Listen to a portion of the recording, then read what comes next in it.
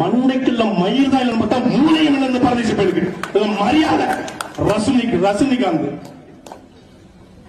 கூட்டம் என்ன பேசுவாரு கேட்க முடியாது. சூப்பர் ஸ்டார் யாரா சூப்பர் ஸ்டார்? யார் சூப்பர் ஸ்டார்? இங்க ஒரு மாநகட்ட நடிகர் வந்தாருங்க. ஒரு 50 வருஷமா தமிழ்நாட்டுல வாழ்ந்திருக்கான இந்த புறம்போக்கு இவனுக்கு ரசிகரா இருக்கணும். செருப்பு கொண்டு அடிக்குவாங்க. நான் வருவேன். ஒரு வெற்றிடம் இருக்குது. சுடுகாட்டுல கூட நிறைய வெற்றிடம் இருக்குது. வெற்றிடம் இருக்குது. என்னத்த வெற்றிடம் இருக்குது? நீ தலையில தண்ணி விடி ஒரு படம் ஓடாது. அது வாய்ப்பு இல்ல ராஜா, அது வாய்ப்பு இல்ல.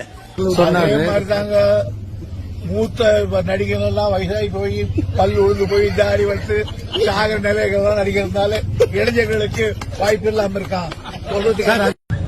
மிரட்டிதான் நம்ம நண்பர் ரஜினிகாந்தையே கட்சி தொடங்க சொல்லியிருக்காங்க.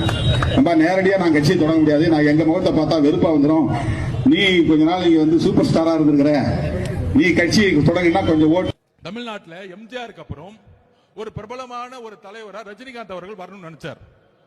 அரசியலுக்கு வந்து சிஸ்டத்தை மாத்தணும் எல்லாம் பண்ணணும்னு நினைச்சார். ஆனால் இதே திமுக குடும்பம் பல மிரட்டல்களை கொடுத்து அவரை அரசியல் கட்சி வர விடாம பாத்துக்கிட்டாங்க. இன்னைக்கு என்ன ஆனார்? அவரு கடைசியில ரெட் ஜெயின் பிக்சர்லயே நடிக்க போயிட்டார்.